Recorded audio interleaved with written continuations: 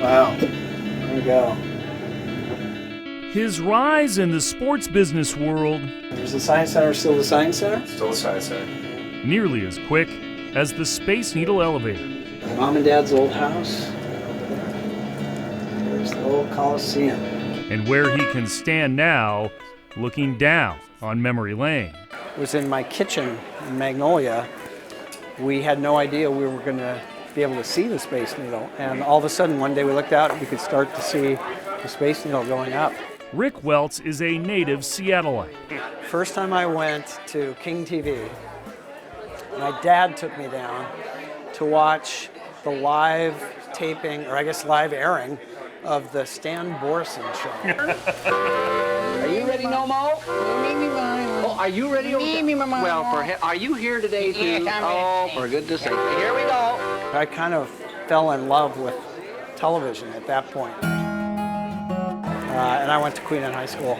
We had some pretty spectacular views from Mr. Castle's science class. He used to walk down Queen Anne Hill to get to his high school job, ball boy for the Seattle Supersonics. What age was it when you became the ball boy? 16, because I did have the keys to the then Seattle Center Coliseum. So once in a while, my buddies and I could go down and shoot some hoops on an off day when the court was down. The UW grad rose to become the team's communications director at the ripe age of 26. Rick and I go way back. And was with Coach Lenny Wilkins when the team won it all in 1979. And the Supersonics win their first ever NBA championship. It was such a special moment, not only for the team, but I think for the whole city. But it is the Sonics championship ring that gets pulled out on special occasions. It all caught the eye of a young New York lawyer, you know, that guy. Have you read through those emails, especially those between Mr. Bennett and the other owners? Live or not,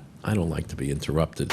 You know, David Stern is not beloved here in Seattle, but I know that he was a good friend to you. So he plucked this 28-year-old kid out of Seattle, and, you know, I guess my good fortune was that he became commissioner a few years later. Together, the tandem led the NBA. Welts rose to vice president, credited with creating All-Star Weekend and marketing the league to new heights. He's a friend, a mentor. You know, he's got a couple blemishes on the resume. One would be the Sonics leaving Seattle. Years later, he would blaze a new trail, becoming the highest-ranking executive in men's professional sports to acknowledge he is gay. And that was before leading the NBA's Golden State Warriors to 3 titles as team president.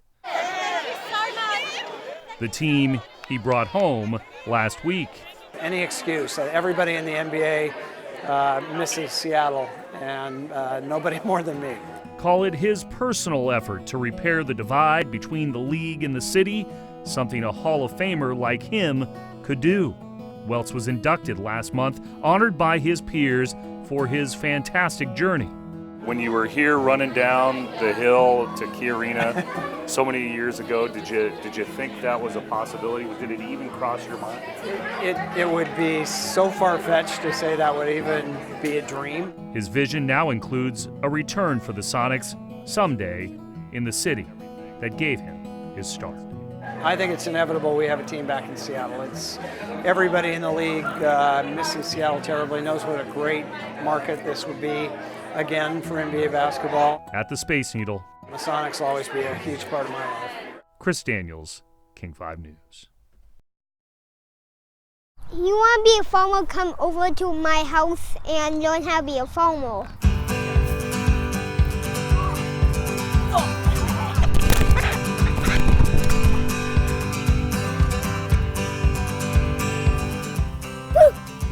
That's the mean rooster here. That's attack you. Help me from the rooster.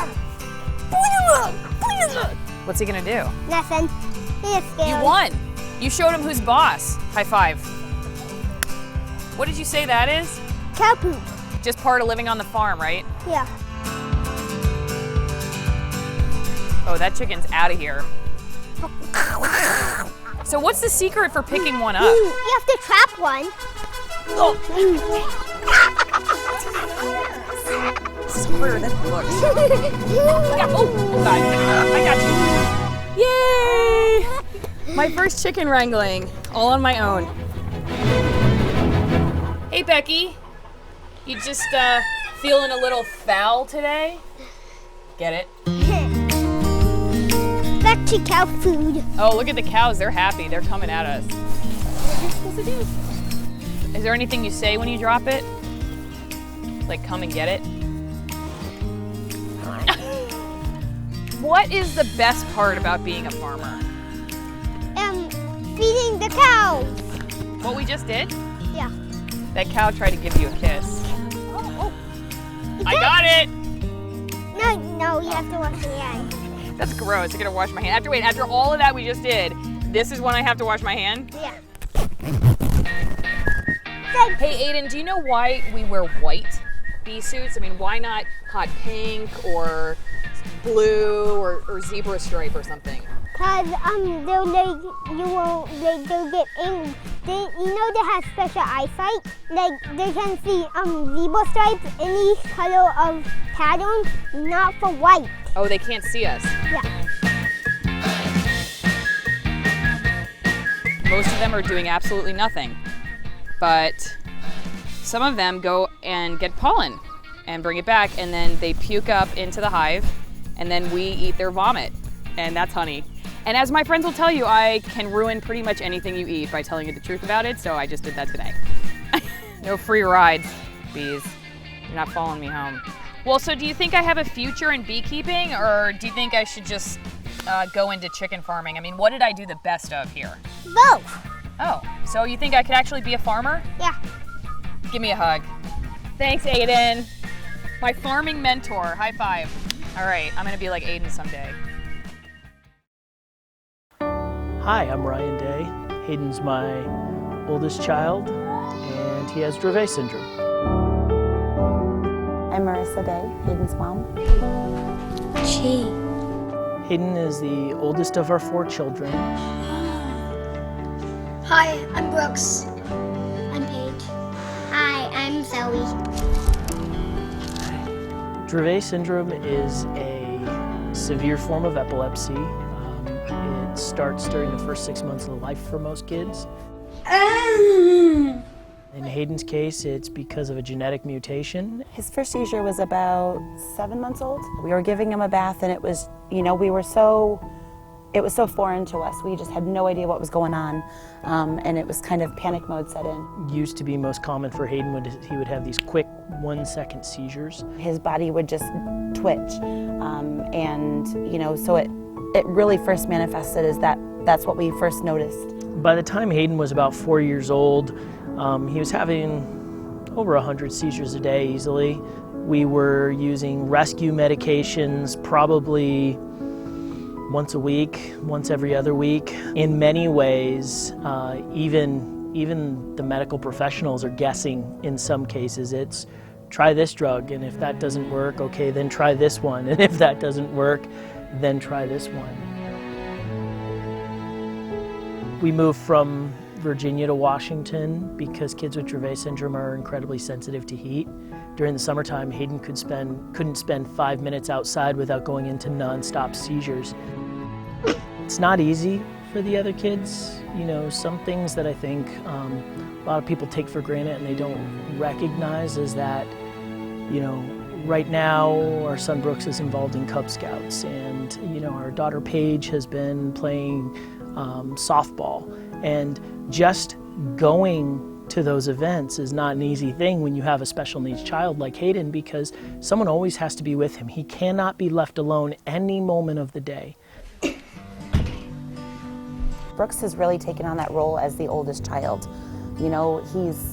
He's the bigger, younger brother. If Hayden's having a rough day and he's inside, or he wants to be doing something that the other kids don't want to be doing, it's, Brooks, can you keep an eye on Zoe, so that I can keep an eye on Hayden. And, Brooks and Paige really are really great about that. Zoe is a very understanding 4-year-old. All 3 of them really have learned a lot of patience. They're super helpful. They're always, always, always watching for Hayden to make sure he's not having a seizure and make sure he's safe. They have a little bit more understanding for people and a little more compassion because they deal with it on a regular, everyday basis. having a child with special needs is very isolating. So one of the things that I would say is important is, you know, for people, if they know a family who has a child with special needs, to just, you know, if you make that little extra effort to reach out and try and get them to, you know, try and reach out and include them in something or invite them to something, they may not be able to do it, but they'll really appreciate it. You're gonna make me cry.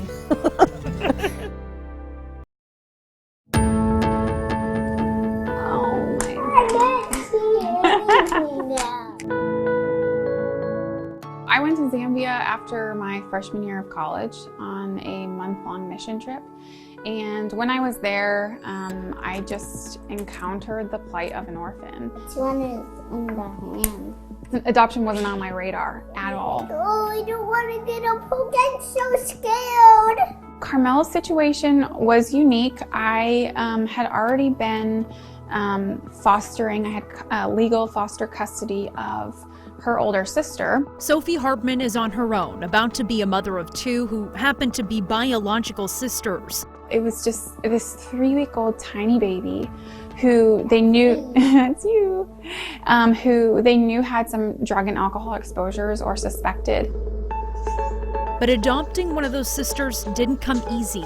Kind of had made a commitment that I was going to adopt a child who no one was waiting in line for. She prayed for a second child to come into her life. Remember saying, like, give me a child who's blind or with severe cerebral palsy. It's in my room today. At first, she's going through withdrawals of some sort. And over the course of a few months, I started noticing just kind of weird things, or times where her body would just feel really different, like it would either be super, super tight or like really limp. Doctors' visits filled the first few years of Carmel's life. And right away they found pretty significant brain damage, and so she was diagnosed with CP at the end of 2015. This is like a salmon. But Sophie quickly realized Carmel was experiencing something much more concerning. Complaining to the neurologist, saying like she's having seizures, so they would bring her in for an EEG and it was nothing. They're like, no, we don't see anything, maybe she is. Here's the walls. Sophie admits she started to question her own instincts. There'd be times where she was like literally totally paralyzed, and I'd go to her doctors and be like, I know she's walking right now, but like she was literally paralyzed all day yesterday. And they'd be like, no, that's not possible. I'm like, but like she couldn't move, like I'm telling you. And they're like, okay, but she can now. And I'm like, right, I know. But after seeking a second opinion and running through genetic testing, she also has one on the ATP1A3 gene, which is associated with a disorder called alternating hemiplegia of childhood, which is a extremely rare 1 in a million genetic disorder. And she's right. It affects 1 in 1 million children. It is progressive and has no cure. Wow, Lord, you took me up to the fullest extent on what I told you I was willing to do. You've given me a child who not only has exposures, not only has a trauma history, but also has this disorder. And she fights every day with everything. She teaches me so much, and she's the strongest kid I know.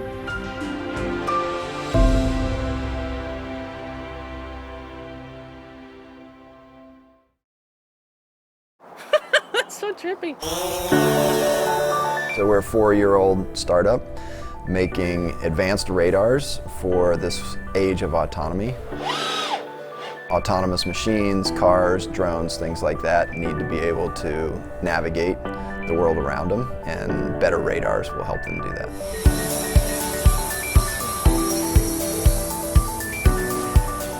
Our radars, what's unique about them is we can actually point those beams. So we can point that direction and then immediately switch and point to that direction, or point up in another direction, and we can steer the beam where we want around the field of view, bouncing it off of objects. Adult toys. This is pretty cool. Wow, it's like right here. What's the point of this technology? Like, what are we looking to accomplish? This radar will be able to detect and track a small drone like a Phantom 4 out to 1 kilometer. And so we're seeing a lot of people wanting this for border security, for portable counter-UAS security. Now the radars are being used primarily as for two things. One is to help drones fly through the air safely without crashing into airplanes. The second use is for security applications. So our little radar will see people walking about 1.5 miles away. This is a device that's the size of a moleskin notebook. And we can see people walking around in the desert or towards some perimeter that they're not supposed to be approaching from 1.5 miles away. So it's being used for that, and then also for tracking drones. Is it out there right now, or is it? So yeah, actually we have it hovering right now. Oh yeah, okay. We're just monitoring it from this wireless tablet.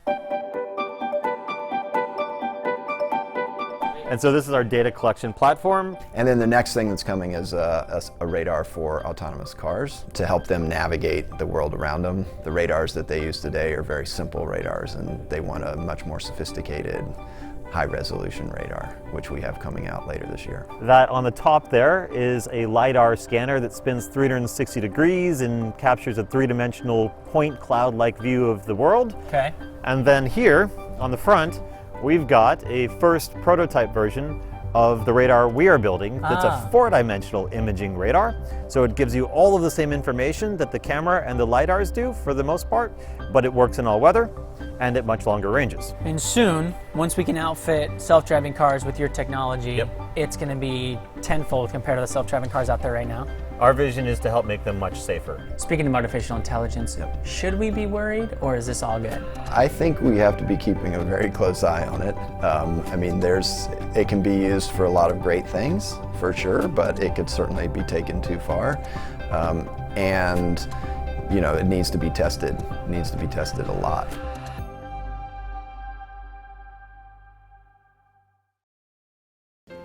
I'm a faith guy. I think God opened this opportunity for me. It was this statement that made me think, I bet this guy has quite the story. And after talking to Seattle Storm coach Dan Hughes more, found it's definitely one worth sharing. You may think you know the plan, but in reality, you better be on good ground to react to the plan. A few fast facts about Coach Hughes. He spent 16 years coaching in the WNBA.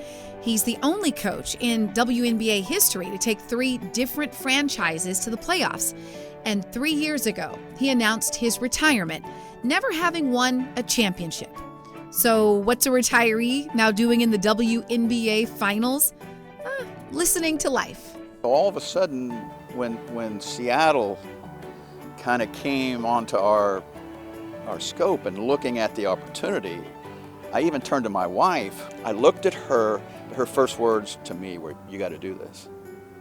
You got to do this." What was it about this that your wife says, yeah, you have to do this? Like, did you know what your role could be, or was it more just a feeling, or both?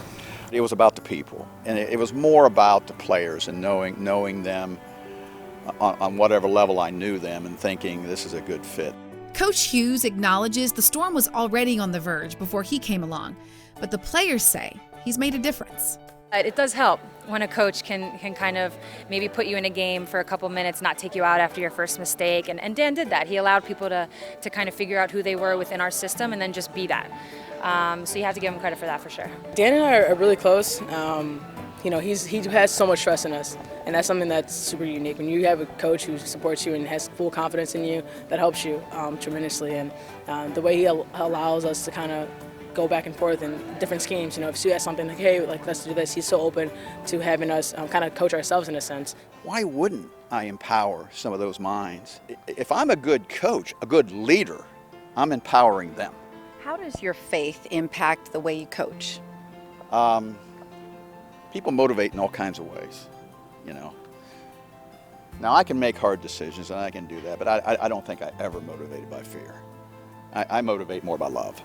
And so as his team eyes a championship, he can't help but wonder about the bigger picture. My mother's health has had a hit this year, so she's in a rest home, okay? I can hear in her voice every day I call to talk about the game. So maybe, there's even a reason there. Because when we win, that day's better for her. I thank God he gave me a chance for this extra period, because I was fine where I was, but boy, I would have missed a lot of joy that being a part and watching this group grow, and still driving for the ultimate reason we do what we do. Smita Hirani broke the mold in her family, moving from Pakistan to Seattle for a tech job in 1999. But for all the courage that took, nothing prepared her for the moment her father, Ashraf, was diagnosed with stage 4 lung cancer. He never drank, he never smoked a day in his life, and there were no symptoms. Seemingly in perfect health, he saw a doctor about a mild cough the November before last. And within 2 months, he was gone. Ashraf's battle was startlingly short, even by the evil standards of cancer. And that was it. Our whole life suddenly changed. Nothing else in the world mattered then. On the last night, surrounded by family, and I would just wait for his breath. You know, I was like, okay, he's all right. The gap would come, and then he would breathe again, like, okay, cool, he's cool, all good. But then, finally, I don't know if he's breathing anymore. That was January 19th, 2017. A friend participated in Obliteride in Smita's honor last year, and she pledged to do the 5K walk this summer. But her friends pushed her to bike. One small problem. I don't know how to ride a bike. This is the place. So I call my friend. I'm like, Christine, 8 a.m., Seward Park, June 17th. It's June 17th. You're gonna meet me here. She's like, what are we doing? I'm like, I just signed up for a 25-mile bike ride. She's like, but I thought you don't know how to ride a bike. I'm like, yep, I don't, and you're gonna teach me. Just 6 weeks later, Smita looks as comfortable on 2 wheels as she is on foot, and is finding a new connection to her father. It's not so much about just learning how to ride a bike, but anything in life, when you face it, it opens up other things. And I feel like since the decision that I made June 17th to be on that Lime bike, every single interaction and person that's come into my life, there's a bigger force here. On Saturday, thousands will ride the streets of Seattle. No one will have less experience on 2 wheels. And no one will have a fuller heart at the finish line. Steve Bunin, King 5 News. My brothers, they stopped speaking Spanish a long time ago, so like they're depending on me to keep the Spanish going. ¿Puedes anotarlo en el pizarrón? Bianca Clavio is a Washington State native, but her dad is from Peru and wanted his kids to learn his native language. Otro personaje. But being so far from your roots can make it hard to keep culture alive. They want to feel that their individual culture is respected, and that their students, that their children are learning how to be respectful. Marissa Morales also grew up in a bilingual household. She's now a teacher at the Amistad School in Central Seattle. Their philosophy is to teach students to be bilingual, biliterate, and bicultural.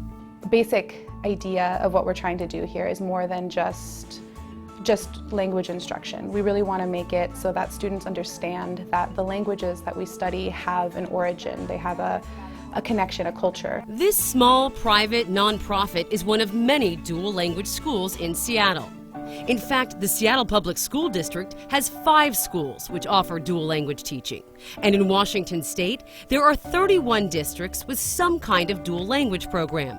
And of those districts, there are a total of 71 schools involved. So it's not just teaching a language, you're teaching your culture, your roots, your traditions from different Latin American countries. Aquí estamos viendo unas palabras de... Seattle Public Schools says the rise in their dual language program is primarily based on community demand. As for Amistad, their bilingual bicultural program is so popular, they've just grown to include a middle school. More people are looking around and realizing that it's not going to cut it to be monolingual in this world anymore. Amity Idrisi. ¿De qué título estamos hablando? King 5 News. ¿Puedes anotarlo en el pizarrón, por favor? Come on. Here we come. Good girl, let's go. My name is Lori Jones and I'm a volunteer firefighter with Snoqualmie Fire Department. This is Phoebe, she's our newest member of our station. She is a certified therapy dog. If you're sitting on the floor, she'll come over to you and just lean into you. And you know, people start petting her and don't even know it, and it's just something calming. We had been looking into just different ways of thinking outside the box of how to support our crew. Hey, come here, come here, come here. Okay, let me see, ready? PTSD is very real in the fire service with suicide outranking line of duty deaths last year. So it's a serious problem that we're really starting to address in the fire service. I think dogs are intuitive to what humans are feeling, and she just has such a calm demeanor. I think she has high awareness of the energy in the room or what people are feeling. Come on, Phoebe. In the morning when we have our shift exchange and we sit around with 10 of us, she typically will come up and she'll kind of come up and put her head up on your lap and say hi in the morning. So either you pet her, if you don't, she kind of just moves on to the next person. And she's making sure who's here and how their day is. Phoebe, home. Service call, fire. She is trained when the tones go off. She goes straight to her kennel and we'll close her in, and so she'll be waiting for us when we come home. We won't ever take her on a call. If she's going to be on one of our units, it has to be out of service. But we do a lot of times have families come back to the station just for a piece of closure or to say thank you. This is exactly what she does. She just kind of makes her round. And I know that she's going to help us and be a help to other people in the community too. She does not replace a therapist, but she helps with the day-to-day. It's not that she's here and she's going to cure PTSD. Outside resources are available for that. But if she can improve the everyday life of a firefighter, if they can walk in the room and be comforted in some way, then it's a total win.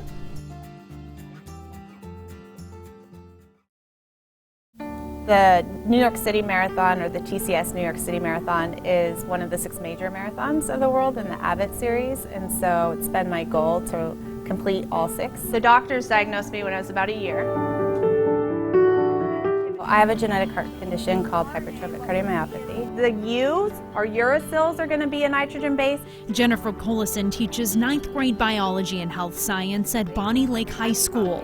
You guys were just trained a lot of you were trained in CPR. We have the AED.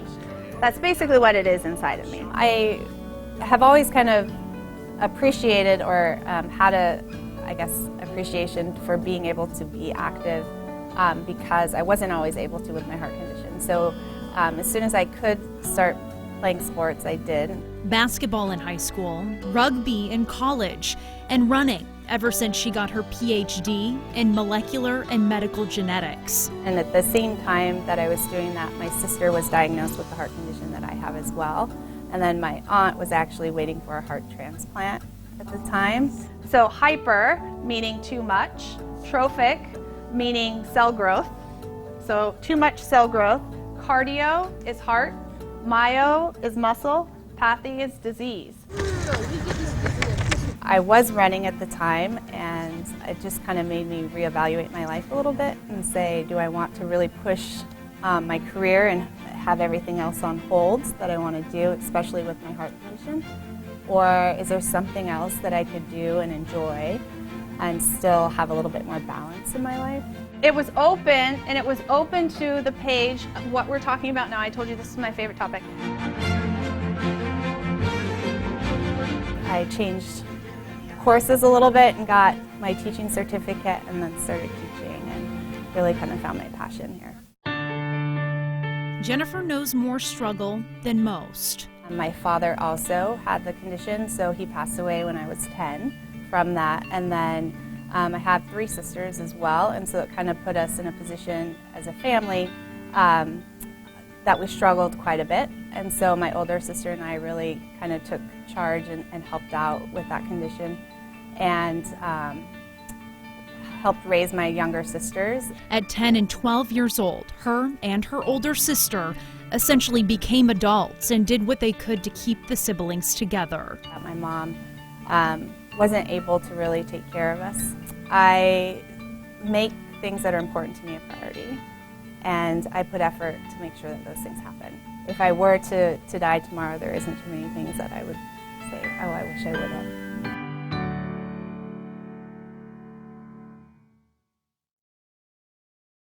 My name's Joe Simpson. I'm a childcare worker and a working artist in Seattle. I've lived here my whole life. I'm Monica Baroga. I'm a stay-at-home mom and singer and performer. Surviving here is sort of just doing our own thing and continuing to trudge on and kind of hope for the best and hope for progress. Be glad for all the things you get every day. Bearing witness a lot to the change, to the growth. It's seeing the change, it's accepting the progress, and hoping for the best. And kind of preserving, I guess, the quirkiness of kind of the makeup of the people here. When people learn my name's Joe, they're kind of like, it's just Joe. Yeah, it's like, totally like this deflating moment. Where right, it's like, yeah. Okay. And they don't want to look let down. We get by with help from our friends, pretty much. We're renting from family. Probably the only place that has a reasonable controlled rent, and it's thanks to my mother-in-law. We'll go to the food bank if we need to make things stretch, and we go to, you know, the cheapest possible store we can. In the last year and a half, we got internet at this house. It's kind of an interesting balance, sort of being in this amazing home and feeling super grateful about it, but also trying to pinch every penny and do everything we can. I don't think about sacrifices I make as sacrifices. They're just like how it is. It's a way of life. It's how we're doing it now. You try not to freak out about money, and it's completely everywhere. You almost have to just bubble yourself in. Yeah. And be like, kind of compartmentalize. Okay. Sort of about what's going on. I'll pay that bill when I get to it. It's gonna happen, but yeah, it may be a little late.